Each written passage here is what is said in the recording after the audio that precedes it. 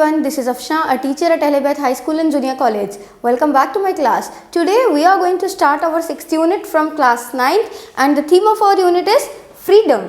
And from this part is A Long Walk to Freedom. So this is a narrative sketch actually that was written by Nelson Mandela. So before beginning with our story, let us move forward towards his introduction in detail.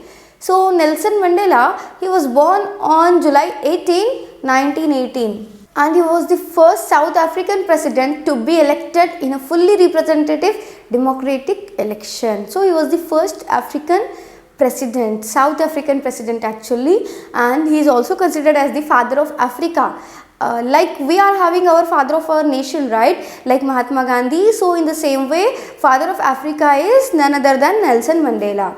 Trained as an attorney, he helped from the Youth League of the African National Congress, that is ANC, in 1944.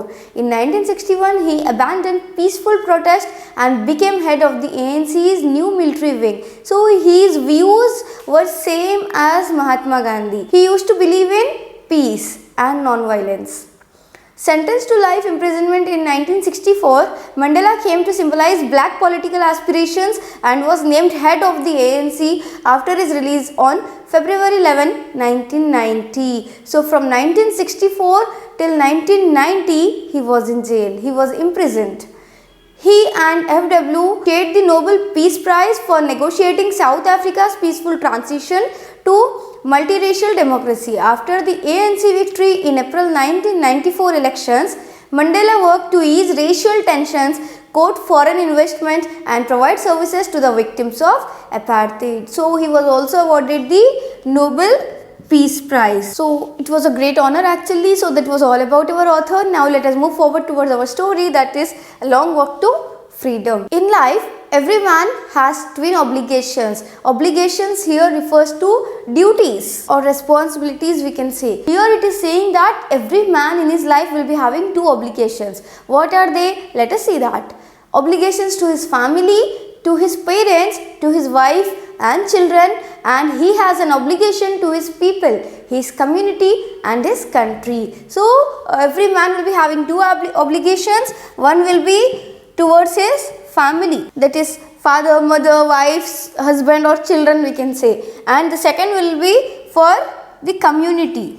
In a civil and human society, each man is able to fulfill those obligations according to his own inclination and abilities. But in a country like South Africa, it was almost impossible for a man of my birth and color to fulfill both of these obligations. So what it is saying here, in a human society, in a civilized society, it is very easy for a person to show his abilities, right? Give his opinions and views. But in a country like South Africa, it was almost impossible for a man of my birth, here my refers to Nelson Mandela, and color to fulfill both of those obligations because he was black and racial discrimination was very common in that country.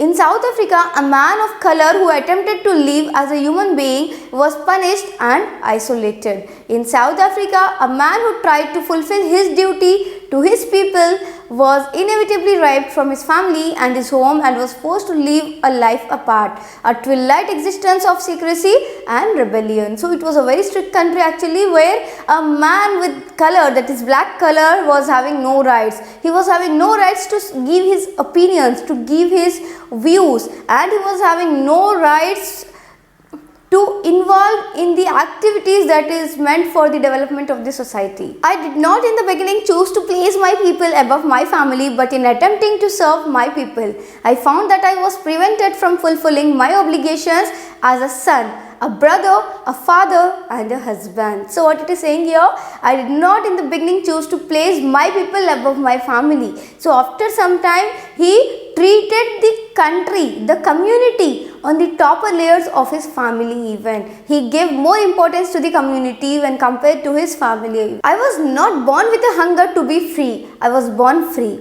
Free in every way that I could know. So it is a very beautiful line narrated by Nelson Mandela, that is saying that he was not born with a hunger to be free, but he was born free. He never considered himself to be a slave. Free to run in the fields near my mother's hut, free to swim in the clear stream that ran through my village, free to roast maize under the stars and ride the broad backs of slow-moving bulls. As long as I obeyed my father and abided by the customs of the tribe, I was not troubled by the laws of man or God. So what it is saying here, he is saying that he was free to roast maize under the stars. He was free to live his own life. He never considered himself to be a slave of any white man. He always trusted his parents and he always lived his life very happily. It was only when I began to learn that my boyhood freedom was an illusion, when I discovered as a young man that my freedom had already been taken from me, that I began to hunger for it. So he later on realized that the freedom that he was getting in his childhood was just an illusion. Illusion in the sense something that is not real. So that was only an illusion, and later on he came to know that he have to strive for the freedom. He have to fight for his freedom. At first, as a student, I wanted freedom only for myself. The transitory freedoms of being able to stay out at night, read what I pleased and go where I choose. Later, as a young man in Johannesburg, I yearned for the basic and honorable freedoms of achieving my potential, of earning my keep, of marrying and having a family. The freedom not to be obstructed in a lawful life. So, when he entered his young life, that is youth life, he realized that he wanted freedom for himself only. He wanted freedom to stay out at night, to go wherever he wants, to read whenever he is ready for it, and to marry and to settle down with a family. So these were his dreams, requirements of Nelson Mandela at his young age. But then I slowly saw that not only was I not free, but my brothers and sisters were not free. I saw that it was not just my freedom that was curtailed but the freedom of everyone who looked like I did. So what happened later on, he realized that he was not the only victim of the racial discrimination. He was not the only one who wanted freedom, right? He observed that his brothers and sisters, it means that the people around him, they were also striving for freedom. That is when I joined the African National Congress, and that is when the hunger for my own freedom became the greater hunger for the freedom of my people. So after realizing that thing, he joined the African National Congress, and then he started desiring for the freedom of the people, not for his own.